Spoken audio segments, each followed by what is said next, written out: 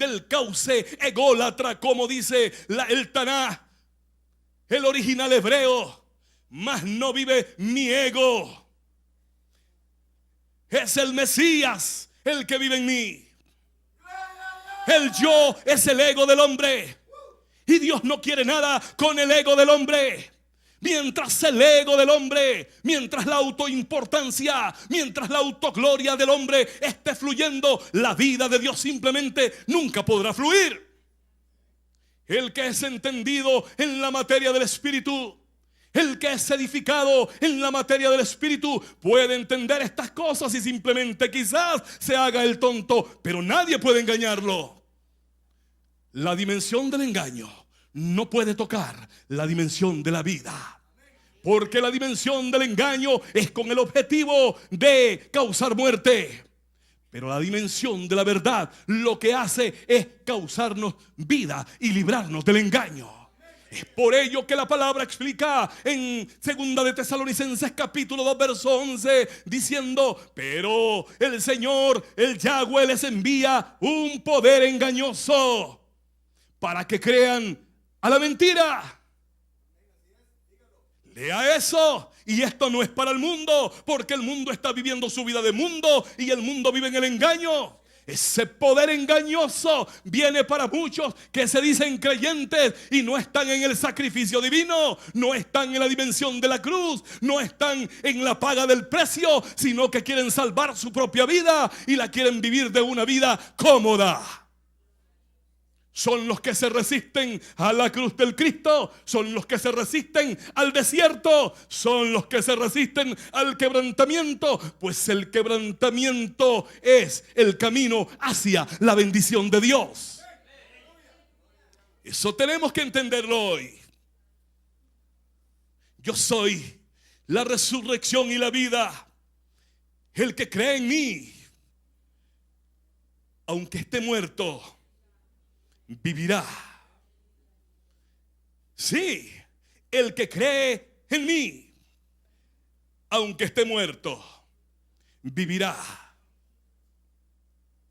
No puedo entender eso. No tiene lógica. Eso me dijo un ingeniero en la nación salvadoreña. No puedo percibir ese asunto de que el que esté muerto viva. El que está muerto, su mente hasta ahí le daba. El Espíritu no tiene límite. Cuando creemos en el Espíritu, creemos sin límite. Cuando se cree con la mente, creemos con argumentos. Y es una fe mental que no trasciende más allá de la voluntad de Dios. El que cree en mí, aunque esté muerto, simplemente vivirá. Hay una vida inconmovible.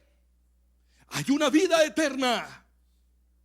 Hay una vida capaz de destruir a la muerte que se nos para enfrente por el poder de la resurrección que ya está en nosotros. Los creyentes aún no creen en el poder de la resurrección y son creyentes, pero creen mentalmente y aún su espíritu no ha sido liberado para trascender en vuelo hacia esa bendición del Espíritu.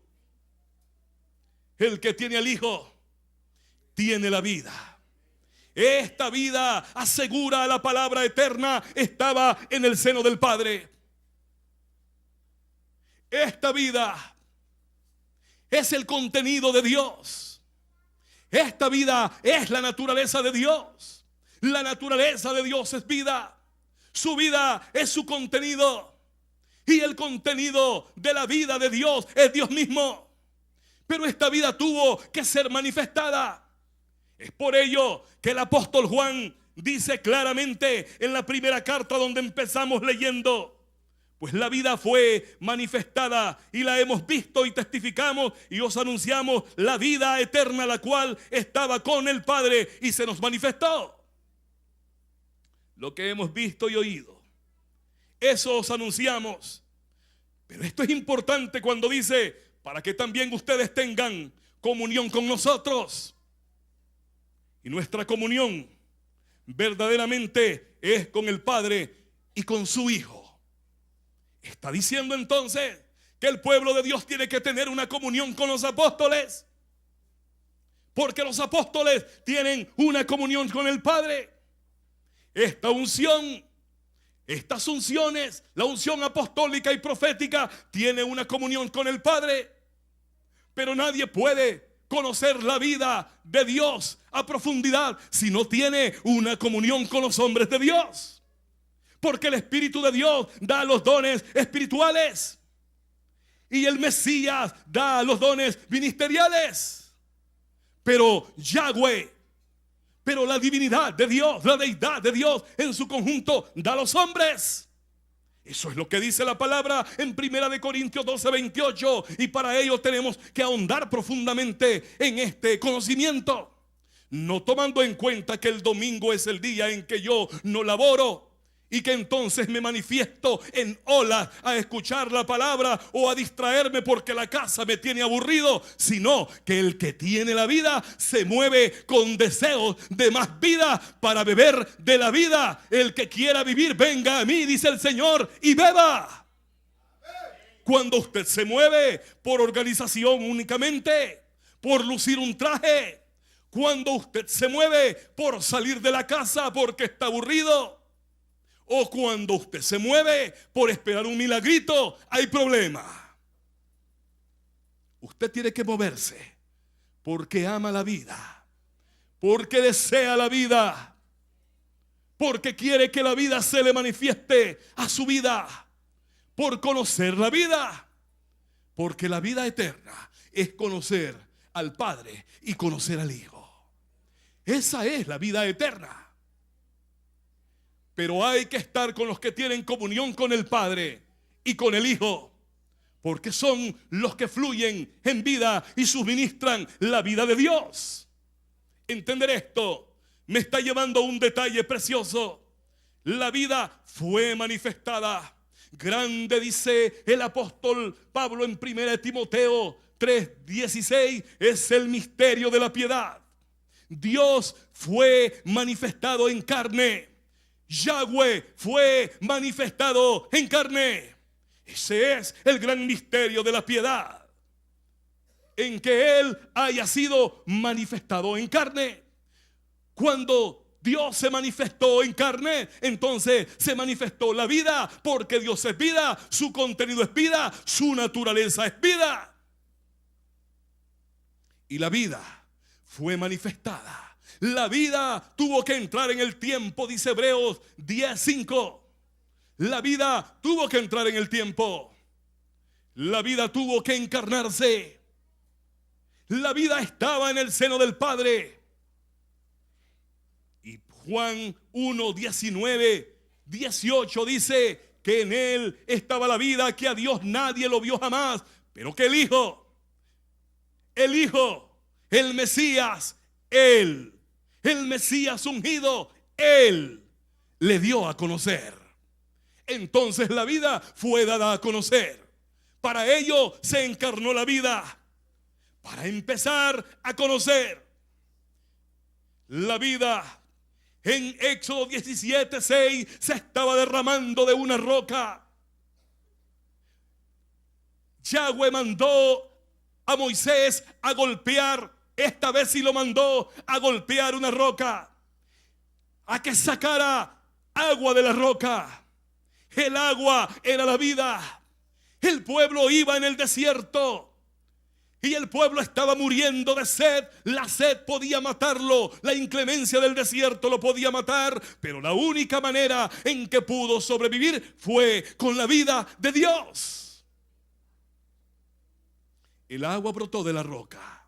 Y 1 Corintios 10 dice que comieron y bebieron la bebida espiritual de la roca que le seguía, y la roca era el Mesías. Qué interesante que es saber esto. Qué interesante saber que somos peregrinos en esta tierra. Qué interesante saber que este mundo es un desierto y que no podemos contar con la audacia de los estadistas de este mundo. Que no podemos contar con los edictos gubernamentales, que no podemos tener esperanza en los hombres, Que no podemos creer a la paz que se esté forjando en Europa del Este, juntamente con Venezuela, Nicaragua y Honduras, en una estratagema exactamente de Satanás. No podemos creer a este tipo de paz. No podemos creer al desarrollo del hombre únicamente desde una perspectiva humana. Si somos del Espíritu, no lo creemos. Creemos a lo que la palabra eterna dice a nuestros espíritus. Y creemos y declaramos, creí por lo cual también hablé, dice la palabra del Señor. No puede ser un pueblo que reciba una palabra y no la declare. Tiene que declararla. Si ha creído, tiene que hablar la palabra. Estas cosas nos llevan a entender entonces que el fluir de la vida se dio también en el monte de la calavera. Recuerde que la vida fluyó del trono, Apocalipsis 22:1, y del trono a la carne, y de la carne a la cruz, y de la cruz a los apóstoles, y de los apóstoles hasta hoy en día. Esa vida sigue creciendo. Entender estas cosas nos darán entonces un movimiento de vida dentro de nuestra vida. Entenderemos que cuando el Mesías, según dice la palabra en el 17:9, en el 19 de San Juan, brotó agua, brotó sangre, pero brotó agua, brotó vida, brotó el Espíritu de el costado de nuestro Señor cuando estaba dando su vida en sacrificio por nosotros, por aquel hecho que lo movió, que fue el amor de Dios en él. La vida de Dios, imprescindible poder recibirla, imprescindible mantenerla dentro de nosotros. Es por ello que, conversando con una samaritana en el 4:14 de San Juan, le dijo, y en el 4:10 le dice el Mesías: si supieras, si conocieras el don de Dios y quién es el que te dice dame de beber, tú le pedirías y él te daría agua viva. Agua viva. Está hablando de la vida de Dios. En el 4:14 de San Juan le dice: te daré agua para que salte de tu interior. Es por ello que el creyente que no tiene la vida no está en nada. Simplemente seríamos religiosos evangélicos, con ese acento de la religión evangélica. El mundo está lleno de religiosos evangélicos. El mundo está lleno de engaño. Cada vez y cuando viene una nueva moda, viene una doctrina de demonios. Y Pablo advirtió que en los últimos tiempos iban a haber doctrinas de demonios. ¿Qué tengo que hablar yo de demonios? Yo tengo que hablar del Mesías. Yo tengo que hablar de su vida. Yo tengo que hablar de la eternidad. Yo tengo que hablar de la victoria que Él me ha dado. Él avergonzó a los principados y a las potestades. No tengo que estar haciendo doctrinas de demonios, ni tengo por qué temer a los demonios. Hebreos 2:14, por tanto los hijos participaron de carne y de sangre. Él también participó de lo mismo para destruir con su muerte, con su propia muerte, al que tenía el imperio de la muerte, esto es, al diablo. ¿Qué hace usted teniéndole miedo al diablo si ya él venció al diablo? Los creyentes vacilantes, los que no están formados en la fe, los cristianos anímicos, los que no entienden los misterios de Dios.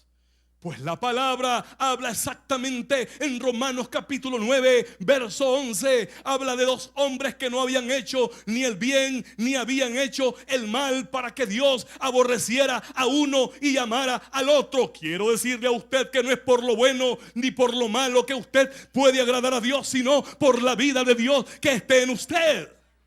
Y el apóstol dice: bueno, entonces dirá esta gente que Dios es un Dios injusto. En ninguna manera. Lea ese Romanos 9:11 y vea plasmada la vida de Jacob y la vida de Esaú, y a Dios diciendo: a uno amo y al otro aborrezco. Pero vea el detalle del Espíritu, que no habían hecho ni bien ni mal, porque el bien y el mal pertenecen al mismo árbol, al árbol del conocimiento del bien y del mal. El bien humano, el bien creado, la naturaleza que Dios puso en nosotros. Es por ello que usted ama a su hijo, ama a su esposo, ama a su madre, ama sus pertenencias, hace lo bueno, pero es un bien humano. Dije anteriormente que nadie puede agradar a Dios con el bien humano, con el bien creado, sino con el bien de Dios establecido en nuestros corazones. Ahí es cuando dejamos de ser románticos. A veces estamos conviviendo con demonios y con culebras. ¿Está oyendo lo que estoy diciendo? A veces convivimos con demonios, con gente que tiene corazón de culebra. Y estoy hablando palabra de Dios en este momento. Con gente que nos finge un amor que no tiene. Con gente que es hipócrita. Y más nosotros, los hijos de Dios, nos rodeamos a veces por esa gente. Porque aún estamos caminando en la bondad nuestra y no en la vida o en la bondad que da el Espíritu de vida. Y tenemos que entender, hablo porque antes de venir a esta ciudad, el Espíritu Santo me mostró un plan del enemigo sobre esta congregación. Y desde ya yo lo estoy denunciando y estoy hablando palabra seria. Yo no estoy jugando. No es la ley del bien de la mente. Cuando creemos que nos estamos enrumbando en nuestra propia nave, cuando creemos que todo está bien, Dios nos enseña que no todo está bien. Dios nos apercibe. Dios nos hace andar en el discernimiento del Espíritu y aprender a amar con su amor, porque el nuestro es miserable. El nuestro es pasajero, el nuestro es transitorio. El amor de los militantes viene del corazón de Dios y no de sus propios corazones. Viene producto de un corazón transformado, de un corazón nuevo, no de un corazón engañoso y perverso. Entender estas cosas le elevará a usted a un nivel espiritual y le llegará a entender, a discernir a dónde y por quién está rodeado y cómo la hipocresía se mueve. Y el Mesías en Lucas 12 dice: guárdense de la levadura de los fariseos, que es la hipocresía. Un hijo de Dios no puede ser hipócrita. Un hijo de Dios habla la verdad de frente. Un formador de discípulos quiebra, porque el maestro quiebra, el maestro enseña, el maestro conduce, el maestro no adorna. La lisonja pertenece a la carne, la verdad pertenece al Rey. Y esto tenemos que entenderlo hoy. Si no hay ese fluir de vida que comenzó en el trono de Dios, que trascendió a la humanidad del Cordero de Dios, que murió, Juan 12:24, que cayó como grano de trigo a tierra, fue quebrada, la semilla cayó a tierra para dar mucha vida, para llevar mucho fruto, pero fruto de vida. Nadie sin vida puede entrar al cielo. Ahora vamos a ver cómo es que se manifiesta esto y cómo es que la palabra de Dios lo establece. Dije que se requería de regeneración. ¿Sabe algo que usted tiene que saber hoy? Es que hay tantos cristianos, entre comillas, en la tierra, pero es gente que no ha nacido de nuevo. Es gente que pertenecen a una nómina. Es gente que ni siquiera se conocen, solo se ven los domingos y se saludan a la distancia. No oran los unos por los otros, no sobrellevan las cargas los unos con los otros. No practican nada de eso. ¿Cómo podemos ser cuerpo?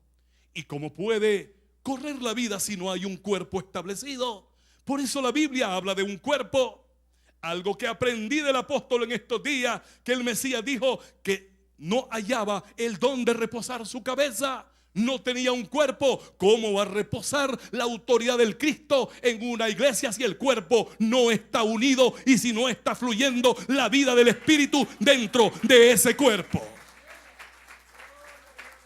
¿Está viendo que no es lo mismo que nos cuenten una fantasía de prosperidad? ¿Está viendo que no es lo mismo que le digan que le van a enderezar los cachos, no, las canillas, en un milagro portentoso? La palabra de Dios, ella vive para siempre. Dice Jeremías 17:9, de esta gente que hoy domingo llena muchas sillas, que están a la expectativa, que viven con el mismo corazón antiguo, que no han sido regenerados, otros que se andan buscando una profecía por ahí, otros no buscan la profecía, buscan la carne. Están esperando que le digan: esta es tu mujer, más los que ellas quieren, los que ellos quieren y no los que Dios quiere. Están esperando que le digan: el año que viene vas a ser próspero. Uy, camellos, vacas, hasta chanchos con piojos vas a tener. Sí, hay gente que vive a esa expectativa. Oh, dice el Señor que con poder te va a usar. Dios no puede usar con poder a nadie que no paga un precio, porque Dios es un Dios de desierto. Dios no es un Dios de atajos. Dios es un Dios que te va a llevar por su abrupto camino, por su camino lleno de serpientes, pero en el camino te pondrá la serpiente ardiente de bronce para que veas a ella y no seas enjuiciado por el mal. 17:9 de Jeremías. Engañoso es el corazón y perverso.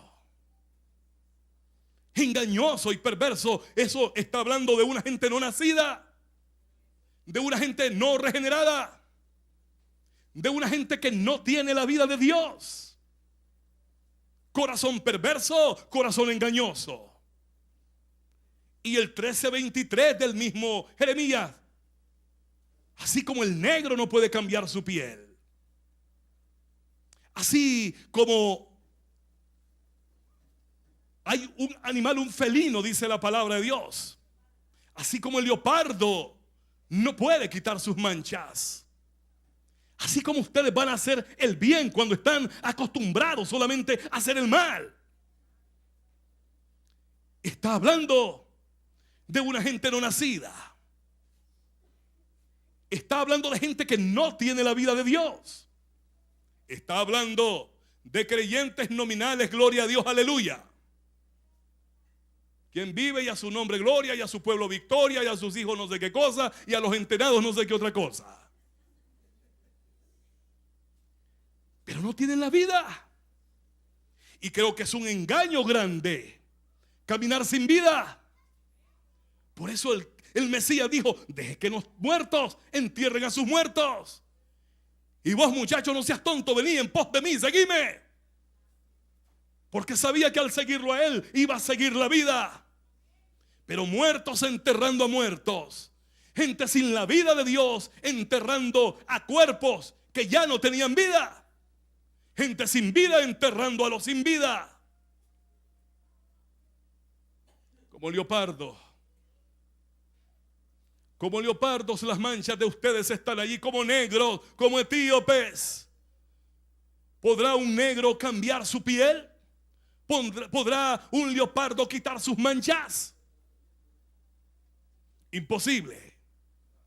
Sin embargo, hay una promesa del mismo Dios en la Santa Palabra con relación a esta manifestación de vida.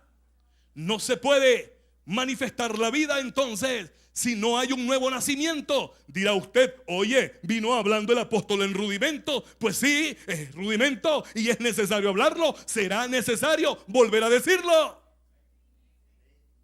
Porque en el mundo nos encontramos a pastores predicando en gran cantidad que no han nacido de nuevo. Iglesias grandes y llenas con pastores que no han nacido de nuevo, que tienen una doctrina humana, estatutos humanos, requisitos humanos, mandamientos de hombres, pero no tienen la vida de Dios. Y esto es un asunto de vida. Es por ello que Ezequiel 36:26 dice: le voy a quitar el corazón de piedra, le voy a poner un corazón de carne, le voy a poner un espíritu nuevo, y pondré mi espíritu dentro de ese espíritu nuevo. Y el objetivo será que anden en mis preceptos, en mis estatutos, en mi palabra. Porque este es un asunto de vivir en la palabra. Este es un asunto de accionar en la palabra. Le voy a quitar el corazón de piedra, el corazón duro. Le voy a poner un corazón sensible, un corazón de carne. Le voy a dar un espíritu nuevo. Y voy a poner mi espíritu dentro de ese espíritu nuevo. Qué interesante que es esto. ¿Por qué el corazón y por qué el espíritu? Porque el corazón puede anhelar a Dios. El corazón puede amar a Dios. El corazón puede desear a Dios. Pero no puede tocar a Dios ni comunicarse con Dios. Es por ello aquello del corazón y del espíritu. El espíritu nuevo, un corazón nuevo para desear a Dios, para amar a Dios, para buscar a Dios. Y un espíritu nuevo para comunicarse con Dios y para tocar a Dios, porque nadie puede adorar a Dios si no es en el espíritu. Y dice Filipenses 3:3, nosotros somos los de la circuncisión, los que en espíritu servimos a Dios. Nadie puede servir a Dios en el espíritu. Bienaventurada la capacidad intelectual que usted tenga, bienaventurada la destreza y la diligencia que usted utiliza en sus distintos movimientos, pero qué mal si no lo está haciendo en el espíritu. Tenemos que quitarnos el velo, tenemos que trascender a la forma de vida, tenemos que escuchar esta palabra de vida. Y si es una palabra apóstata, levántese, sea valiente y dígalo. Es la palabra de vida. Es la palabra que nos hace entender que tenemos que tener un corazón nuevo, un espíritu nuevo. Y aunque esto parezca rudimento, es necesario. Y es por ello que el Mesías, una